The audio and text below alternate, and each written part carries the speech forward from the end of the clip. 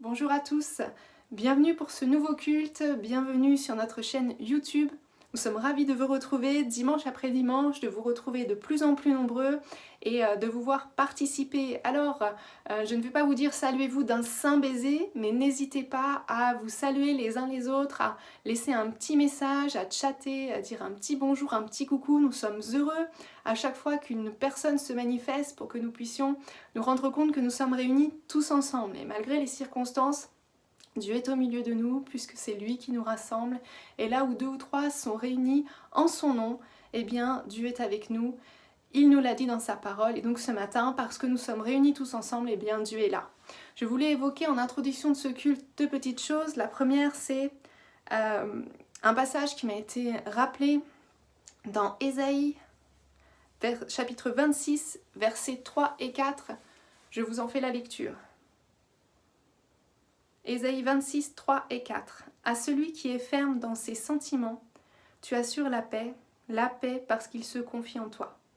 Confiez-vous en l'Éternel à perpétuité, car l'Éternel est le rocher des siècles. Amen. Pourquoi ce passage? Eh bien, je trouve qu'il est complètement de circonstance. Et cette semaine, il m'a vraiment été rappelé fortement à mon cœur. Cette semaine, pour plusieurs parents, nous avons dû prendre la décision ou pas de remettre nos enfants à l'école à partir de demain. Donc demain, c'est le début du déconfinement. Nous vous invitons à rester sages et prudents, de maintenir les gestes barrières. Nous invitons aussi à garder des distanciations sociales, c'est important, même si, Dieu merci, le virus commence peut-être à faire de moins en moins de dégâts, il reste présent sur notre territoire. Donc j'ai pensé fortement à chacun, chaque parent qui devait prendre cette décision d'être volontaire ou pas pour remettre ses enfants à l'école. Et puis je me dis aussi, on a pour certains plus d'activité professionnelle, on va devoir la reprendre. Ou alors si on était en activité à la maison, en télétravail, peut-être que progressivement on va revenir sur le site. Et je n'ai pas de réponse ici à vous dire si oui ou non vous devez être volontaire pour les enfants par exemple, ou pour reprendre rapidement l'intégralité de votre emploi. Ce que le Seigneur nous rappelle ce matin, c'est de lui faire confiance. Et si on a confiance en Dieu et qu'on est ferme dans ses sentiments, alors il nous apporte sa paix. Et alors on peut assumer la décision que nous avons prise avec son accord. Et si nous sommes dans la paix, quelque part, c'est Dieu qui nous donne cette paix. Alors je vous encourage, si vos enfants retournent à l'école, confiez-les au Seigneur et le Seigneur prendra soin de chacun. Pour ma part, je vais reprendre progressivement le travail sur le site. Nos enfants vont retourner aussi dans leur mode de garde respectif et nous sommes dans la paix. Donc, quelle que soit votre décision, eh bien, Seigneur, donne la paix à chacun. Amen. L'autre point que je voulais aborder avec vous en introduction, c'est que nous arrivons à cette période de fin de confinement, entre guillemets, début de déconfinement. Et peut-être que pendant le confinement, comme moi, vous avez pris des décisions, ou alors certains points ont été mis en lumière. On s'est aperçu qu'on était beaucoup distrait par nos activités du quotidien, et parfois peut-être un peu moins préoccupé par le royaume de Dieu et les missions, l'appel qu'il a pour nos vies. Et donc si vous avez pris des décisions comme moi, si vous avez peut-être décidé de réorganiser, de revoir certaines priorités, eh bien le temps du confinement touchant bientôt à sa fin, il est important de maintenir les décisions que nous avons prises. Merci pour tous les enseignements que nous avons reçus, mais merci au Seigneur de nous tenir fidèles avec les promesses que nous pouvons lui faire. Alors pour laisser la place ensuite au temps de louange et à la prédication, je vais juste prier pour confier nos vies à chacun au Seigneur et surtout pendant ces temps de déconfinement que chacun soit protégé. Seigneur mon Dieu, vraiment merci. Merci pour ta grâce et ta présence, merci pour ta fidélité sur l'ensemble de nos vies. Père, merci pour le temps que tu nous as accordé pour certains, merci pour la protection que tu as accordée à tous ceux, Seigneur Jésus, qui ont maintenu leur activité comme habituellement. Père, merci parce que tu protèges aussi nos enfants, quelle que soit la décision que nous prenons, nous la remettons entre tes mains, Seigneur mon Dieu. Père, je te prie pour tous mes frères et sœurs afin que tu les bénisses et merci pour Seigneur mon Dieu, les enseignements que nous avons reçus, nous voulons rester fidèles à nos engagements, aux engagements que nous prenons envers toi, Seigneur mon Dieu. Père, merci parce que c'est toi qui nous aides. Au nom de Jésus, merci mon Dieu. Amen.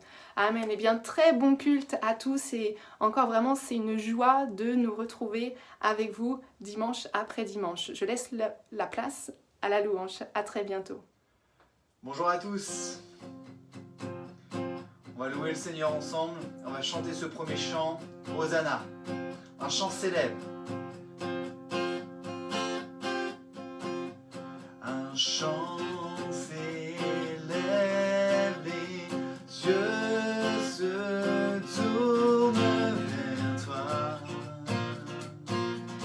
Se tournent vers toi.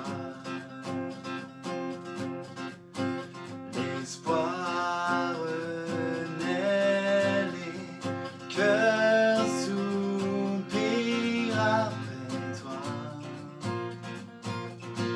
Oui, après toi. En te voyant, nous retrouvons la force de vie.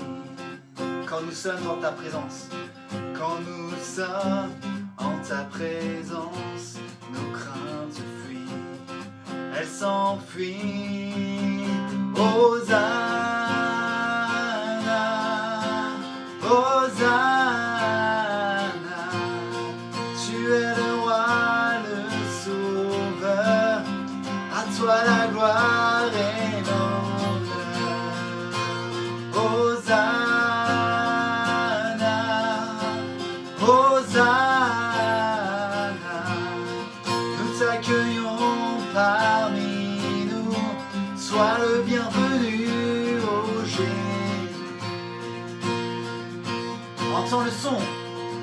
Entends le son des cœurs qui reviennent à toi. Reviennent à toi. Dans ton royaume, les vies brisées sont restaurées. Sont restaurées. En te voyant, nous retrouvons la force de vie. Quand nous sommes en ta présence, nos craintes fuient, elles s'enfuient. Hosanna, Hosanna, tu es le roi, le sauveur, à toi la gloire et l'honneur. Hosanna, Hosanna, nous t'accueillons parmi nous, sois le bienvenu, ô Jésus. Te voyant, nous retrouvons la force de vie. Quand nous sommes en ta présence, nos craintes fuient. En te voyant, nous retrouvons la force de vie. Quand nous sommes en ta présence, nos craintes fuient. Encore une fois, en te voyant.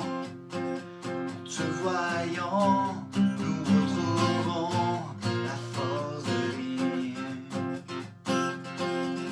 Quand nous sommes en ta présence, nos craintes fuient, elles s'enfuient. Hosanna, Hosanna, tu es le roi, le sauveur, à toi la gloire et l'honneur. Hosanna, Hosanna, nous t'accueillons parmi nous, sois le bienvenu, ô Jésus. Hosanna, Hosanna, Hosanna.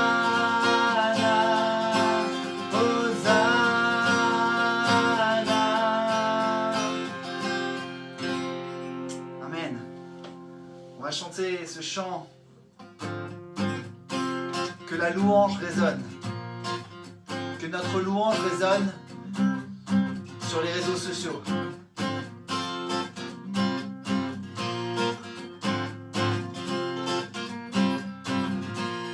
Tu es Dieu et nous t'élevons, nous chanterons, nous te louerons pour toujours. Nous te donnons tout, car tu es digne de toute gloire. Oh, nul n'est comme toi, à jamais tu es là. Dieu de l'univers, qui est comparable au Dieu admirable. Vers toi, que la louange résonne, la nuit et le jour sans délai pour toujours, que la louange résonne.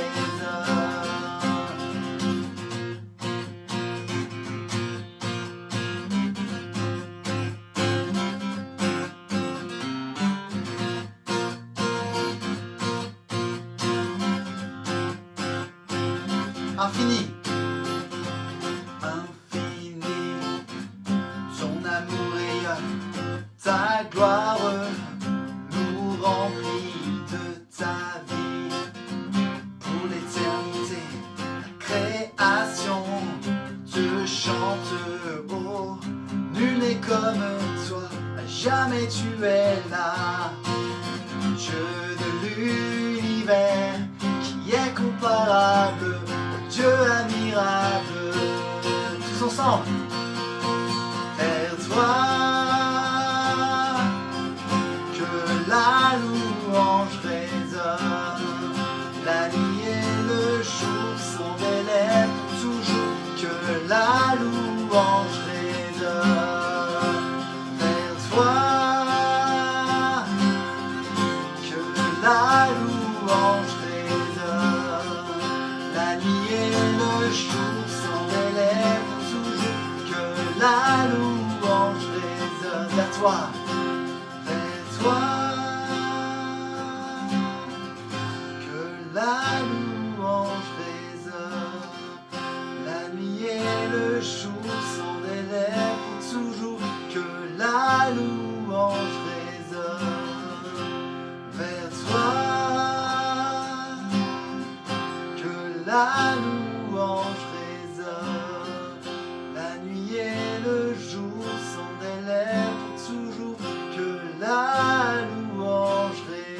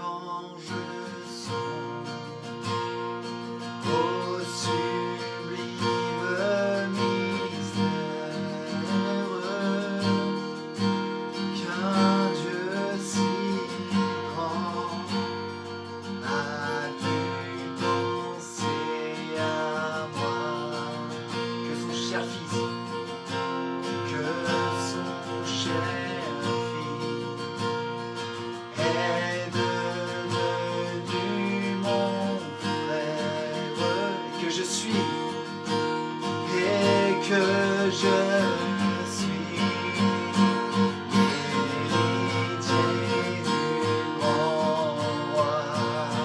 Mon cœur heureux redit la nuit le jour que tu es grand, ô Dieu d'amour. Mon cœur heureux redit la nuit le jour que tu es grand, ô Dieu d'amour. Mon cœur heureux, mon cœur heureux redit la nuit le jour que tu es grand, ô Dieu d'amour. Mon cœur heureux redit la nuit le jour que tu es grand, ô Dieu d'amour. Est-ce qu'on peut le louer là où on est? Est-ce qu'on peut louer le Dieu d'amour en qui nous croyons? Vraiment, je vous encourage, là où vous êtes, à élever vos voix. Pendant que je joue ce refrain, vraiment, louez le Seigneur. Parce que c'est un Dieu d'amour, un Dieu qui nous aime.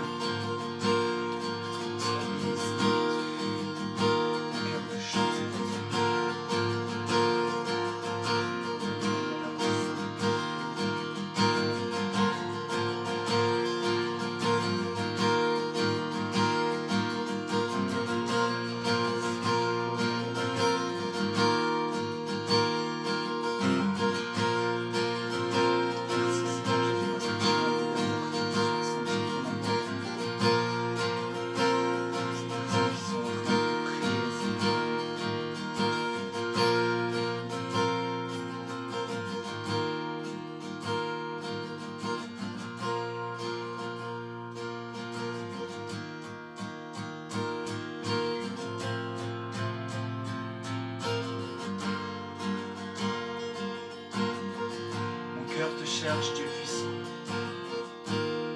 mon cœur te cherche, Dieu puissant.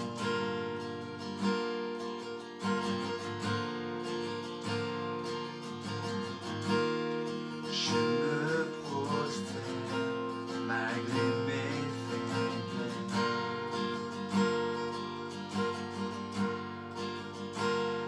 Aucun roi ne pourrait venir humblement.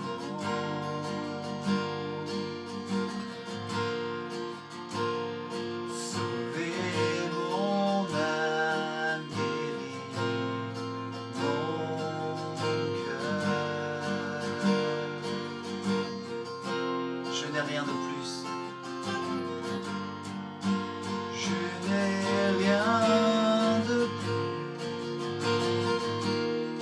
que tout ce que tu m'offres, Seigneur. Rien d'autre dans ma vie ne compte plus que toi. Je t'aime, Seigneur. Tu m'as sauvé. Tout ce dont j'ai besoin se trouve en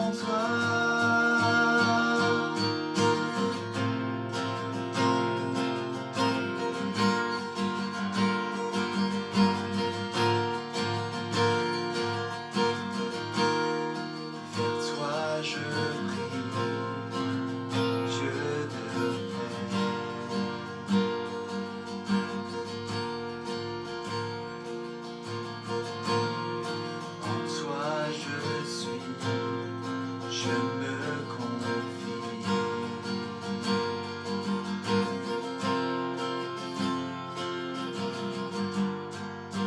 Je n'ai rien de plus.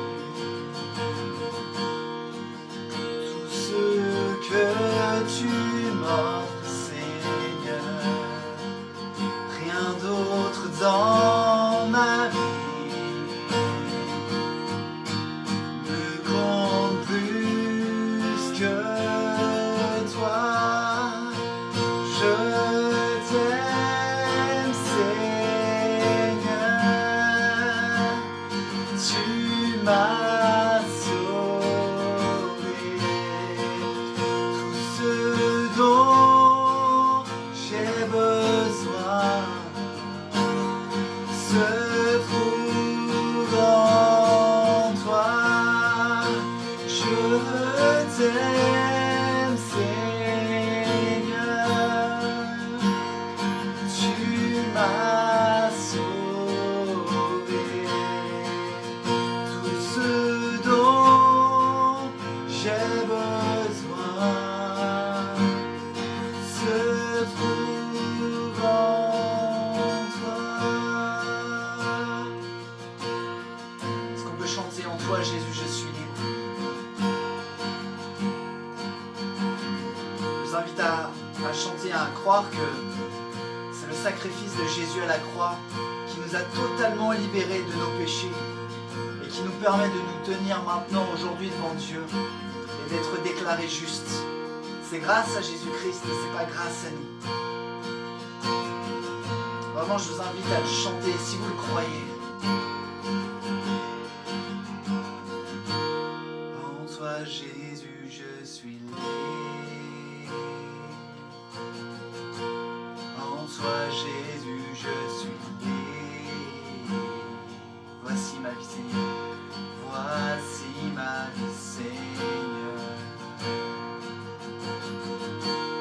Voici ma vie, Seigneur. En toi, Jésus. En toi, Jésus, je suis libre. En toi, Jésus, je suis libre. Voici ma vie, Seigneur. Voici ma vie, Seigneur. En toi, Jésus, je suis libre. En toi, Jésus, je suis libre. Voici ma vie, Seigneur. Voici ma vie, Seigneur.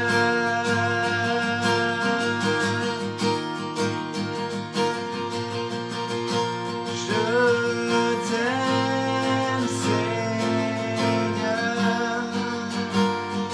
Tu m'as sauvé. Tout ce dont j'ai besoin se trouve en toi. Je t'aime, Seigneur.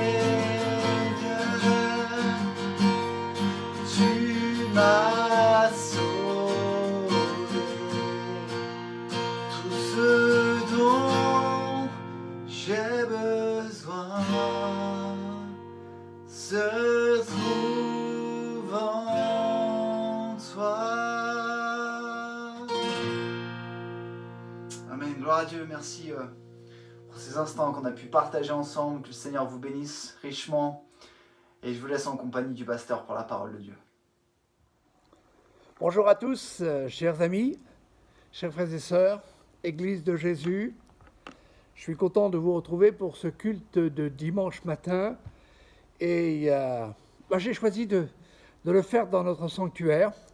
Peut-être que ce bâtiment vous manque, mais là où vous êtes, il y a la présence du Seigneur. Et j'espère que tout le monde va bien. Et il n'y a pas trop, disons, d'enthousiasme, excusez-moi l'expression, d'excitation pour vite sortir, se retrouver. je pense que le peuple de Dieu doit être aussi très discipliné et montrer un bon exemple. Je ne sais pas pour vous, mais pour moi, de plus en plus, lire la parole de Dieu devient une véritable aventure. Je découvre des vérités, des richesses à chaque mot, chaque verset, et des conseils, aussi des avertissements. Tout simplement parce que la parole de Dieu nous révèle que Dieu nous aime. Est-ce que vous êtes convaincus de ce fait que Dieu vous aime? Dieu m'aime. Et quand nous lisons les Saintes Écritures avec un cœur ouvert, alors Dieu, par le Saint-Esprit, le remplit de bonnes choses, car il n'y a que de bonnes choses dans cette parole divine. Je voudrais que nous puissions lire un texte qui m'a beaucoup marqué au début de cette semaine. C'était comme si Jésus descendait du ciel et me disait « Voilà ce que je veux faire avec toi. Voilà ce que j'attends de toi. Voilà ce que j'attends de l'Église. » Avec tous ceux qui ont l'habitude d'aller à l'église pour écouter un sermon, et en ce moment, uniquement par le biais du site Église Vie et Foi et la chaîne YouTube. Êtes-vous prêts à voir ce que Jésus veut faire avec vous, avec toi mon frère, avec toi ma sœur, avec toi mon ami? Avez-vous aussi les enfants qui sont peut-être à côté de vous, où ils sont en train de colorier ou de jouer? Eh bien, Dieu veut aussi faire de grandes choses pour les enfants. Rappelez-vous une chose. Rappelez-vous cette chose essentielle. Dieu nous aime. Alors, lisons ce passage qui se trouve dans l'Évangile de Marc, au chapitre 1er, versets 16 à 20. Et il y a le même récit aussi dans Matthieu. Voilà ce que nous lisons. Marc, chapitre 1er, versets 16 à 20. Comme Jésus passait le long de la mer de Galilée, il vit Simon et André, frères de Simon, qui jetaient un filet dans la mer, car ils étaient pêcheurs. Et Jésus leur dit, « Suivez-moi, et je vous ferai pêcheurs d'hommes. » Écoutez bien. Aussitôt, allez, répétez-le avec moi à haute voix, dans votre maison, avec vos enfants. Aussitôt, je veux l'entendre, aussitôt, ils laissèrent leur filet et le suivirent. Puis, étant allé un peu plus loin, il vit Jacques, fils de Zébédée, et Jean, son frère, qui eux aussi étaient dans une barque, et ils réparaient leur filet. Encore une fois, aussitôt, il les appela, et laissant leur père Zébédée dans la barque avec les ouvriers, ils le suivirent. Qu'est-ce que Jésus veut faire? Vous savez, Jésus n'a pas changé. Jésus a toujours ce même objectif. Jésus veut t'utiliser. Jésus veut nous utiliser, il veut m'utiliser. Le désir de Dieu, c'est que nous suivions les traces de Jésus. Et qu'en le suivant, nous lui ressemblions davantage. Mais voilà, il y a quelque chose d'important que Dieu veut souligner, sur laquelle il veut attirer notre attention dans ce culte du 10 mai. Il veut attirer notre attention. Il veut tellement voir nos vies changer, nos habitudes être abandonnées, que dans ce passage, on remarque deux actions répétées. Jésus va dire à André et Simon, « Suivez-moi, et je vous ferai pêcheurs d'hommes. » Vous savez ce qu'ils ont fait? Ce n'est pas moi qui l'invente, c'est la parole de Dieu qui le dit clairement. Aussitôt. Aussitôt, dès qu'ils ont entendu la parole de Dieu, l'appel de Jésus, aussitôt, ils laissent leur filet et suivent Jésus. Puis un peu plus loin, le long de la plage, actuellement, malheureusement, nos plages sont encore fermées, mais Jésus vit Jean et Jacques, ou Jacques et Jean, qui se trouvaient dans une barque et ils réparaient leur filet. La même action, le même appel. Aussitôt, ils laissent leur père Zébédée dans la barque avec les ouvriers et le suivirent aussitôt. Voici un enseignement très clair et précis de Jésus, mes frères et sœurs. On ne peut pas suivre Jésus sans laisser quelque chose, voire quelqu'un derrière soi. On ne peut pas marcher à la suite de Jésus et encore marcher avec le monde. Je vais plus loin encore. Dans ce temps de crise, de pandémie, de confinement, Dieu nous appelle, Dieu nous a parlé, Dieu nous a touchés, nous a amenés à vivre autrement notre foi. Et bientôt, nous allons pouvoir le concrétiser, le démontrer. Certains l'ont déjà fait. Mais on ne pourra pas suivre Jésus dans cette nouvelle dimension en retournant à notre ancienne vie. Jésus veut nous emmener plus loin. Il veut nous voir grandir dans la foi. Cesser d'être des bons croyants, mais devenir de véritables disciples qui vont et surtout qui suivent Jésus sans s'embarrasser des affaires de la vie, comme le dira saint Paul. Le soldat ne s'embarrasse pas des affaires de la vie, il suit son général. Quand le général l'appelle, il se lève et il suit. On ne pourra pas le servir comme avant, il va y avoir un changement. Et Dieu veut un peuple totalement consacré à lui, et être consacré entièrement à lui impose que nous ne regardions pas en arrière, ou plus en arrière, que nous délaissions notre vie passée en arrière, que nous délaissions même nos expériences du passé, parce qu'il y a des expériences dans l'avenir pour nous. Il y a des choses glorieuses que le Seigneur veut faire.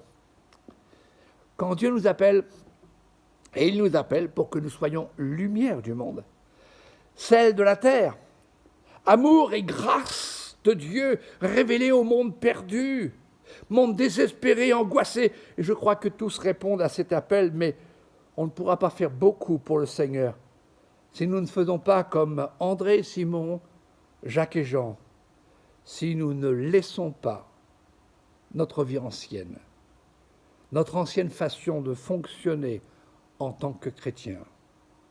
Connaissez ce texte que en Christ nous sommes une créature nouvelle. Les choses anciennes sont passées. Et Dieu veut faire une chose nouvelle dans cette Église. Dieu veut faire une chose nouvelle dans ta vie, mon frère, ma sœur, pour aller de l'avant. Mais il nous faut être prêt à abandonner tout ce qui est en arrière, tout ce qui appartient au passé.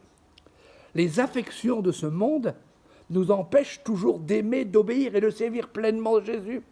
Ces 4 hommes, ces premiers disciples, ne pouvaient suivre Jésus et rester dans la barque avec leurs filets, leurs pères et les ouvriers. Je ne suis pas en train de dire qu'il faut donner votre démission à votre patron ou à votre employeur. Il faut quitter votre travail, vos maisons, vos familles. Mais je suis en train de dire qu'il est l'heure de remettre nos priorités en place. Il est impossible de plaire à Jésus et de continuer à plaire aux hommes, voir nos familles, voir nos amis, voir nos voisins, voir nos collègues. Il est temps de faire le bon choix. Nous devons faire la différence en suivant Jésus et en nous détournant de ce monde perdu, en refusant de vivre le système de ce monde. Suivre Jésus, c'est être avec lui et faire ce qu'il nous commande. Suivre Jésus, c'est se rendre disponible et disposé pour recevoir quelque chose que Dieu veut nous donner, que Jésus veut nous donner. Le pouvoir de chasser les mauvais esprits. Esprit de méchanceté, de jalousie, d'orgueil, d'individualisme, esprit de jugement, de haine, de tricherie, de mensonge, d'hypocrisie, esprit de vengeance. Comment chasser ces mauvais esprits si on vit en leur compagnie ? Si on les laisse encore nous influencer, nous contaminer? Première question. Je la pose. Qu'est-ce que je dois lâcher? Qu'est-ce que tu dois lâcher, mon frère, ma sœur? Qu'est-ce que Dieu nous demande de lâcher, de quitter pour mieux le suivre et être plus près de lui, pour être entièrement avec lui, entièrement sous l'onction de Dieu? Tout ce qui nous éloigne, tout ce qui nous amène à le suivre à distance avec le risque de le perdre de vue et ne plus entendre sa voix d'amour. Un peu comme Pierre qui suivit Jésus de loin, mais il oublia ce que Jésus lui avait dit. Tu me renieras 3 fois. Jésus dira, si vous n'êtes pas prêt à renoncer à votre père, à votre mère, à renoncer à vous-même, vous n'êtes pas prêt au royaume de Dieu. Vous vous rappelez du jeune homme riche qui voulait suivre Jésus, pour avoir la vie éternelle. Enfin, il est venu vers Jésus. Il était prêt à suivre. Mais il n'était pas du tout prêt à mettre de l'ordre dans ses priorités. Jésus va lui dire, il connaissait les Écritures, ce jeune homme riche. Comme toi et moi, nous connaissons les Écritures. Mais Jésus lui dit, vends tout ce que tu as et donne-le aux pauvres. Débarrasse-toi de tout ce à quoi tu es attaché, de tout ce qui passe en premier dans ta vie, puis viens et suis-moi. Vous connaissez la réaction? Il laissa de côté l'offre merveilleuse de servir Jésus, et la Bible nous dit qu'il repartit tout triste. La Bible dit que Jésus l'aima. Mais cet amour ne l'a pas amené à faire le bon choix. Il a préféré rester dans sa vie, dans sa position et continuer à vivre dans la tristesse et dans l'incertitude. L'amour de Dieu ne pourra jamais prendre pour nous les bonnes décisions. C'est à nous de les prendre. Combien restent dans la tristesse parce qu'ils ne veulent pas se débarrasser de tout ce qui les enchaîne et les empêche de suivre Jésus et être joyeux, heureux. Deuxième question, qu'est-ce qui nous attache? À quoi sommes-nous attachés? Aux choses d'ici-bas que nous n'emporterons pas avec nous? Sommes-nous attachés à ce qui est passager, éphémère, ou ce qui est éternel? Dans cette pandémie qui a provoqué ce confinement, beaucoup de choses nous ont été retirées. Des choses certainement qui prenaient beaucoup de place dans notre vie. J'ai lu la réflexion d'un acteur américain qui était je ne sais pas si c'était un catcheur, peu importe, mais il a fait beaucoup de films et il a beaucoup aidé aussi les jeunes délinquants dans la rue. Je ne sais pas si vous connaissez Hulk Hogan. Et voici ce qu'il va dire en face de ce confinement. En 3 mois à peine, tout comme il l'a fait avec les fléaux de l'Égypte, Dieu a enlevé tout ce que nous adorions. Dieu a enlevé tout ce qui prenait la première place. Dieu a dit, vous adorez les athlètes, vous adorez les sportifs, vous adorez le football, je ferme les stades. Vous adorez les musiciens, les chanteurs, je ferme les lieux de concert, les théâtres. Vous adorez les acteurs, l'action dans les films, je ferme les cinémas. Vous adorez l'argent, je ferme l'économie et fais effondrer le marché boursier. Vous ne voulez pas aller à l'église et me rendre un culte raisonnable en me donnant ce qui me revient, je ferme les églises, afin que vous ne puissiez y aller. C'est une façon de voir, bien sûr. Mais voici comment il termine son témoignage, sa réflexion, devant une nation rebelle. Il dira, si mon peuple sur qui est invoqué mon nom, c'est-à-dire le nom de Jésus nous a appelés, si mon peuple s'humilie et prie, s'il cherche ou recherche ma face, et il se détourne de ses mauvaises voies, il laisse derrière lui tout ce qui prenait la première place, je l'exaucerai des cieux, du ciel. Je pardonnerai son péché, écoutez bien, et je guérirai son pays. Tout ce que l'homme a besoin pendant ce temps d'isolement, des distractions du monde, c'est d'avoir un face-à-face avec Dieu, un cœur à cœur, afin d'avoir un réveil personnel, où nous nous consacrons sur la seule chose et la seule personne au monde qui compte vraiment, c'est-à-dire Jésus. Quand ce confinement sera terminé et que nous retrouverons un peu plus de liberté, retrouver ce qui nous a manqué, quelle va être notre priorité? On m'a posé la question, quand il n'y aura plus de confinement, qu'est-ce que tu vas faire? Quelle est la première chose que tu vas faire? Alors j'ai entendu certains dire, je vais courir à la forêt, je vais pouvoir, puis c'est terminé de signer les papiers. Suivre Jésus, c'est vraiment quitter tout ce qui encombre notre vie et expérimenter son autorité et sa sainteté. Dieu ne donnera jamais son autorité, son approbation, son onction, la puissance de chasser des démons, si nous restons avec des choses qui le mettent au second plan. On ne peut pas suivre Jésus et repartir dans nos anciens chemins, dans nos anciennes passions, nos anciennes habitudes. Jésus le dit, celui qui met la main à la charrue et regarde en arrière. Regarde en arrière, ou vit avec les choses anciennes. Un peu comme la femme de Lot.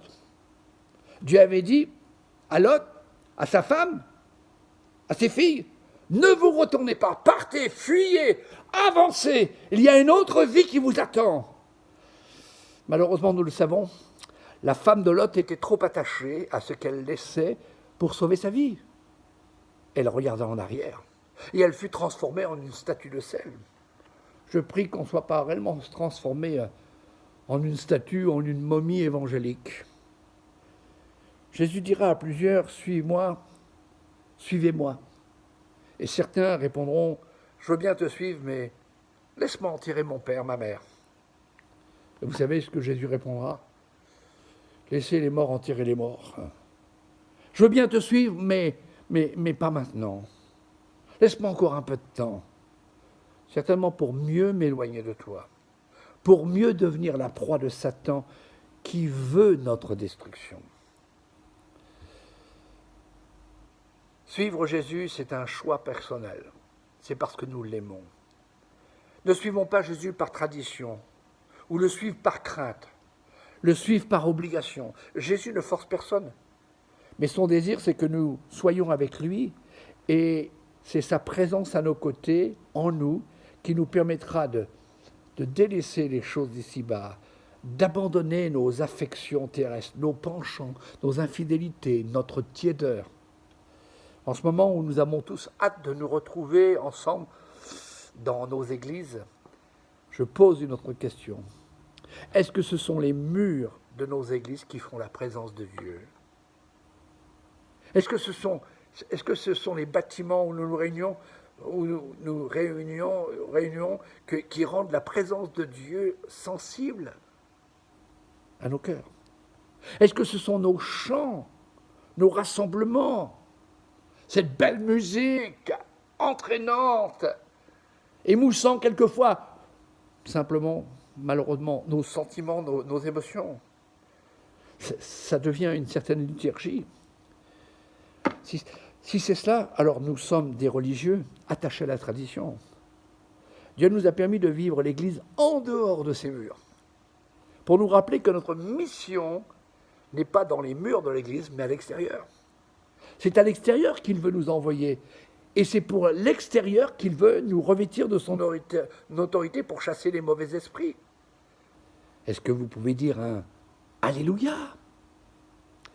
C'est la disposition de cœur, un amour grandissant, une consécration entière, un cœur entier pour Dieu, prêt à renoncer à ce que nous aimons pour servir notre Dieu. C'est là que Dieu vient et demeure. Ces 4 premiers hommes ont tout quitté, ils ont laissé leur programme, leur ambition, leur avenir personnel qu'ils avaient tracé. Ils ont laissé tout ça derrière eux et ils ont suivi Jésus. Ce que Dieu attend après ce confinement, et c'est pour cela qu'il a choisi un temps pour nous mettre à l'écart et nous parler, c'est non pas notre vie de croyant, de membre, de chrétien, notre vie du dimanche, mais notre vie de disciple, attaché à leur maître, prêt à tout pour lui plaire. Une autre question. Dans 1 mois, dans 2 mois, 3, 4, 6 et plus, où en sera notre ardeur, notre flamme? Serons-nous toujours dans les pas de Jésus, revêtus de son autorité, chassant les mauvais esprits et guérissant les malades? Ou parce que nous n'avons pas tiré un trait sur notre vie passée, on reviendra à nos vieilles habitudes du chrétien du dimanche matin? Est-ce que vous saviez que Satan veut que vous ayez une vie chrétienne normale? Christ, lui, veut que nous ayons sa vie, sa puissance, son esprit, sa sagesse, sa fidélité, son onction. Et cela s'appelle une vie qui sort de l'ordinaire. Une vie extraordinaire. ordinaire, qui touche ceux qui sont perdus, qui touche sans Dieu, ceux qui sont sans Dieu et sans espoir. Dans ma lecture dernièrement, je recommençais à lire aussi le livre des Juges. J'ai été étonné en lisant l'histoire de Samson. Un homme avec une onction, une force de Dieu. Et j'étais un peu dérangé de le voir comment il a flirté, copiné avec le monde païen par le moyen de cette femme, Delilah, dont il était tombé amoureux. Et quand on s'éloigne de notre mission, de notre Seigneur, alors l'ennemi nous aveugle. Je ne sais plus combien de fois cette femme l'a harcelé pour lui demander le secret de sa force, de sa puissance. Et les princes des Philistins sont montés vers cette femme pour lui dire « flatte-le » pour savoir d'où lui vient une grande force et comment nous pourrions nous rendre maîtres de lui. Nous le lirons pour le dompter. Juge chapitre 7, verset 5. Ne nous laissons pas flatter par ce monde, par tout ce que nous devons quitter, car l'objectif de Satan, c'est de se rendre maître de nous dominer, de nous dompter, de nous rendre à nouveau esclaves, alors que c'est pour la liberté que Christ nous a affranchis. Il nous a rachetés de la vaine manière de vivre en mourant sur la croix. Il a triomphé à la croix. Alors attention aux flatteries, attention aux influences, attention aux invitations d'extérieur. La Bible dit, et c'est Pierre, le disciple repenti, qui dira dans sa deuxième épître de Pierre, chapitre 2, verset 19, « Chacun est esclave de ce qui a triomphé de lui. » Tout ce qui t'empêche de servir le Seigneur et tout ce qui t'arrête de plaire au Seigneur, eh bien, est devenu ton maître. Si tu suis Jésus, sache que tu deviens un danger pour l'ennemi. Samson était un véritable danger pour l'ennemi. Mais quand il est retourné en arrière, quand il s'est livré à ses passions, alors l'ennemi l'a dompté et il est devenu la risée de tous. Ne détournons pas nos regards de Jésus, ne fermons pas nos oreilles à sa voix. Protégeons sa puissance, protégeons sa présence de Dieu en nous. Ne cédons pas pour un plaisir passager, car l'ennemi nous surprendra. Je voudrais terminer par ceci. Suivre Jésus, c'est ne pas compromettre notre foi, ou amener notre foi à être agréable à tous ceux qui sont autour de nous et qui sont sans foi ni loi. Notre foi et notre marche avec Jésus refusent tout compromis avec le péché. Suivre Jésus, c'est laisser derrière nous tout ce qui a été un frein pour que nous ressemblions à notre Maître Jésus. Suivre Jésus, c'est obéir sans hésitation ni contestation. Je pose la question, et je l'ai entendu aussi des propres, de la bouche même de mon ami, de mon collègue, un très cher ami, Samuel Peter Schmidt, qui dira ceci, est-ce que ma foi, mais tous ceux qui vivent dans l'impudicité, dans l'idolâtrie, est-ce que ma foi les met à l'aise, ou est-ce qu'elle les dérange? Suivre Jésus, c'est se sanctifier de plus en plus, chaque jour. Et sa présence en nous, sa parole en nous, est un moyen de sanctification. Vous lisez dans le livre des Lévitiques, où Dieu dit à son peuple, « Vous serez saints pour moi, car je suis saint, moi l'Éternel. Je vous ai séparés des peuples, afin que vous soyez à moi. » Est-ce que nous avons la crainte de Dieu? Est-ce que nous avons la crainte de décevoir Jésus qui nous appelle? Jésus qui t'appelle. Jésus appelle l'Église à se lever et à être différente de ce qu'elle a été dans le passé. Jésus nous appelle à ne plus faire l'Église, mais à être l'Église. Mes frères et sœurs, mes amis, ce message n'est pas un message moralisateur, mais c'est ce que Dieu m'a montré. Il m'a montré tout ce que je devais laisser. Il nous appelle tous à le suivre, à faire ses œuvres, à être remplis du Saint-Esprit, couverts de son autorité, de sa puissance, pour que nous fassions la différence dans notre monde, dans notre maison, dans notre foyer, dans notre famille, dans notre église, sur le lieu de travail. Une église où l'interdit a été éradiqué. Une église forte, car elle est remplie de la sainteté de Dieu, elle ne se laisse plus contaminer par ce monde actuel. Vous savez qu'en ce moment, on voudrait faire à tous des... le gouvernement voudrait que tous on puisse faire des tests. Eh bien, il y a un test à faire aussi spirituellement. Est-ce que nous sommes prêts à dire oui à Jésus et non à tout ce qui est hors Jésus? Une église forte, remplie de la puissance de Dieu et de son onction. Décidons et sortons de nos barques, de nos sécurités, de nos habitudes, de nos traditions. Mettons derrière nous tout ce qui encombre nos vies. Et maintenant, aujourd'hui, maintenant, il est dit aussitôt, suivons Jésus. Et n'ayons plus, quand Jésus nous appelle, dire « Ah ben je peux pas, j'ai un engagement !» Le plus bel engagement qui peut exister au monde, c'est suivre Jésus, lui obéir et recevoir son autorité. Je prie que Dieu vous bénisse et que nous puissions ensemble relever ce défi. Prions ensemble. Seigneur, mon âme te bénit, mon âme te loue, t'exalte. Merci de ce que tu m'as fait sentir, Seigneur, cette importance, ce qui est vital. Tu nous appelles, nous devons laisser certaines choses derrière nous, tout ce qui nous empêche d'aller vers toi, et pouvoir te suivre de tout notre cœur avec joie. Je prie que mes frères et mes sœurs, en ce moment, qui écoutent ce message, soient saisis par l'Esprit de Dieu, et que l'amour que nous avons pour toi ne soit pas simplement en parole ou en chant, mais en action, en témoignage, en disposition, en attitude. Je te bénis et je bénis mes frères et sœurs, je bénis les églises, je bénis tous les serviteurs de Dieu, je bénis la France. Seigneur, viens guérir notre pays pour ta seule gloire. Amen. Que Dieu vous bénisse. Je vous souhaite un bon dimanche et on se dit mardi prochain pour Gardons le contact, puis jeudi, notre étude biblique. À bientôt. Je vous aime.